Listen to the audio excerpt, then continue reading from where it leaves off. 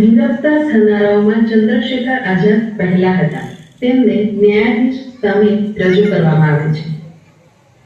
આટલો નાનો છોકરો વળી આંદોલનમાં જોડાય છે ને? તારું નામ શું છે? આઝાદ. તારા પિતાનું નામ શું છે? સ્વાતંત્ર્યતા.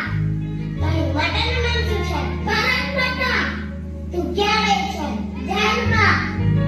એ છોકરા તો હજી નાદાન છે. માર પડશે ને પછી ખબર પડશે. એને 15 વર્ષની સજા કરું. ધક્કા પડશે ને તેને મુક્તિ કરાવશે.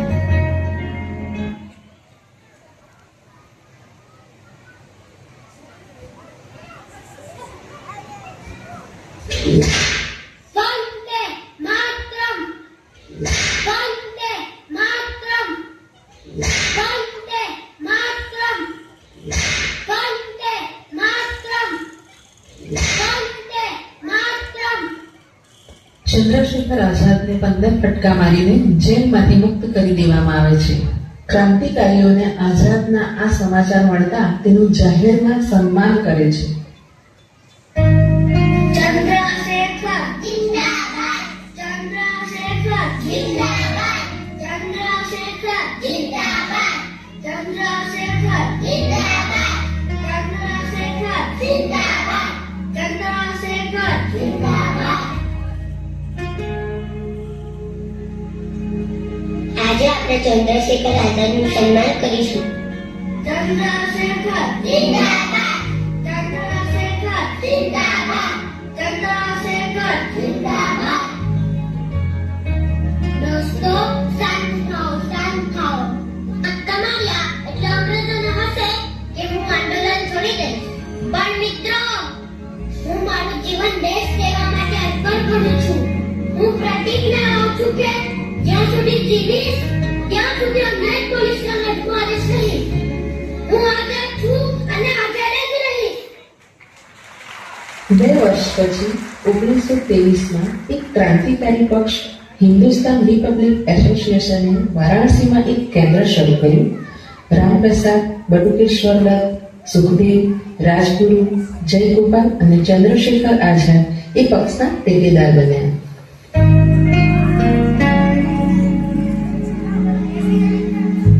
આવો ભગતસિંહ, આવો.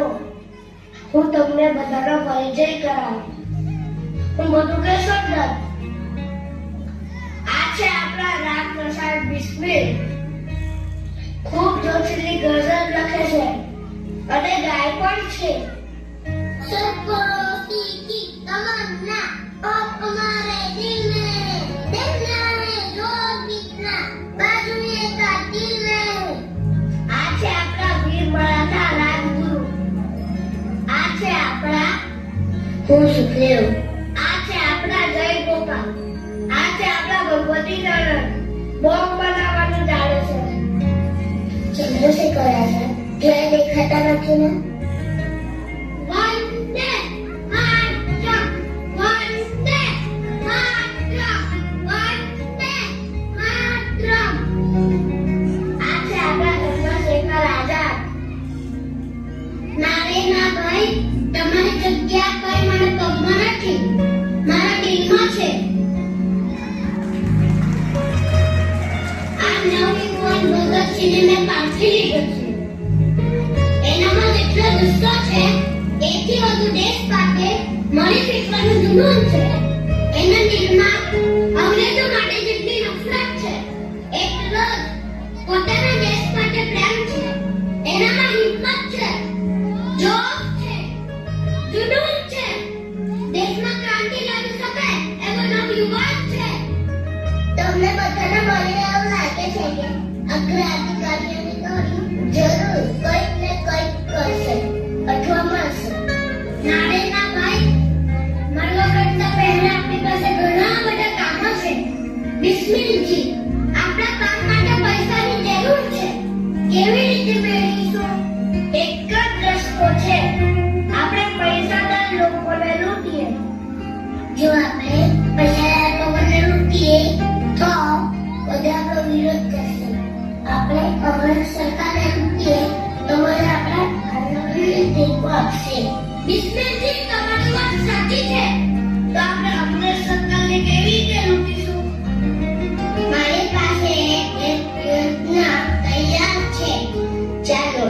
મહિના મુજબ પોતપોતાનું કામ જાણે આપણે બધા પહેરીને ટ્રેનમાં બેસી જઈશું. હા હા.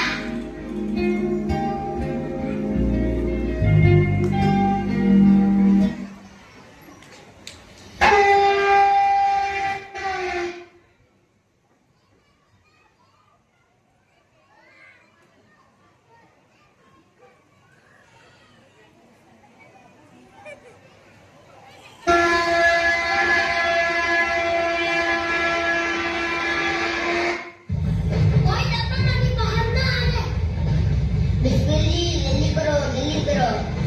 ભાગો, ભાગો. અમે તમને બધાને કશું કરવાના નથી. અમે તો અમને સરકારના પૈસા લૂંટવા આવ્યા છીએ. રાજપૂત ખેતી તો અમારા દેશના પૈસા લઈ જાવ છો. અઠવાડો લાવો, અઠવાડો લાવો. જલ્દી કરો, જલ્દી કરો. ચાલો, જલ્દી જંગલનો ભાગો.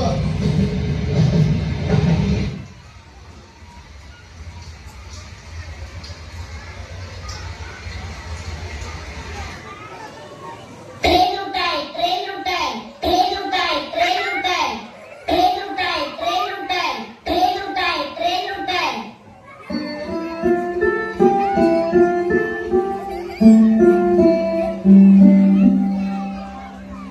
આ શું? જુઓ તો ખરા. શું છે? ટ્રેન લૂંટાય છે. અંગ્રેજ સરકારની મિલકત લૂંટાઈ છે. પૈસા લૂંટાયા છે. કોણે લૂંટ્યા હશે? ક્રાંતિકારીઓ હશે. બીજું કોણ? ક્રાંતિકારીઓની ફાઇલ લાવો.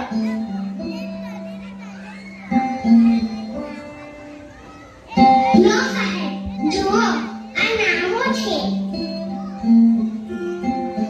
ટ્રેન લૂંટીને બધા જંગલમાં જ ગયા હશે. ચાલો તૈયાર થઈ જાઓ. એમને પકડવા જંગલમાં જઈએ.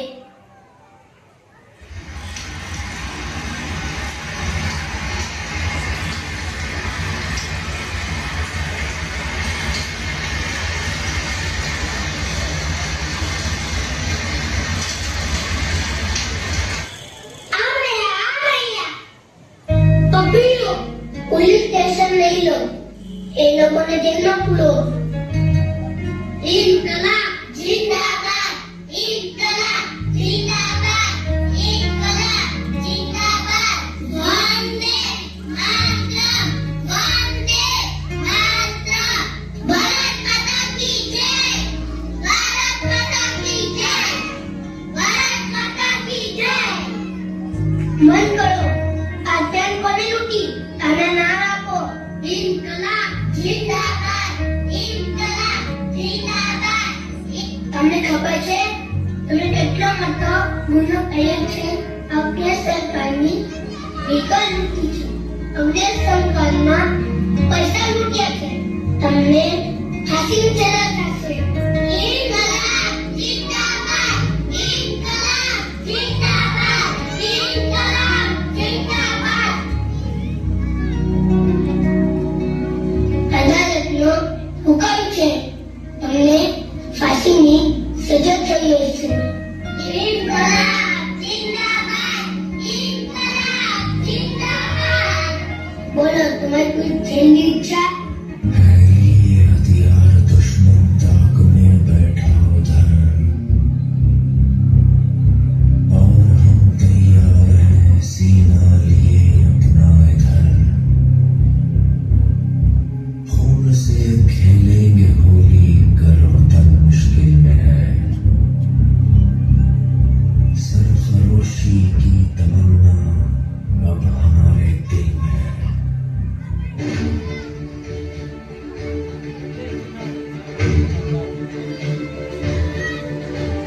सरफरोशी की तमन्ना अब हमारे दिल में है देखता है सोच कितना आंसू का दिल में है देख सकता है तो खुद देख ले आसमां उसका भी देख के बातें बड़ी मुश्किल में है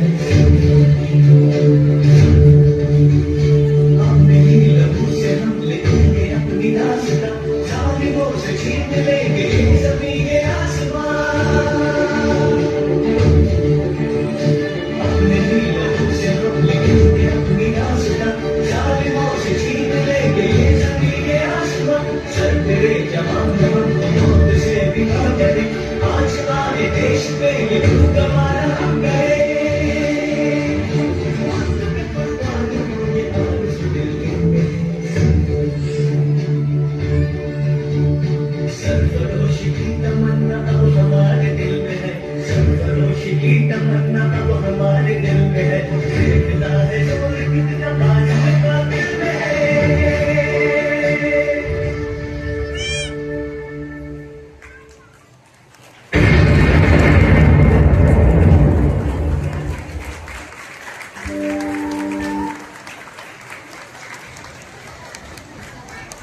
ખૂબ સરસ. આ નાના નાના ભૂલકાઓએ ખૂબ સરસ નાટક રજૂ કર્યું. હું માનનીય શ્રી ડૉક્ટર ઘનશ્યામભાઈ, ભાવનાબહેન, વૈશાલીબહેન, ભાવેશભાઈને કહું કે તેઓ ફોટોગ્રાફી માટે સ્ટેજ પર આવશે. કેવું અદ્ભુત પ્રદર્શન! આ નાટકના દરેક સંવાદે આપણી રૂંવાટી ઊભી કરી દીધી. આ પાત્રો ભલે સ્ટેજ પર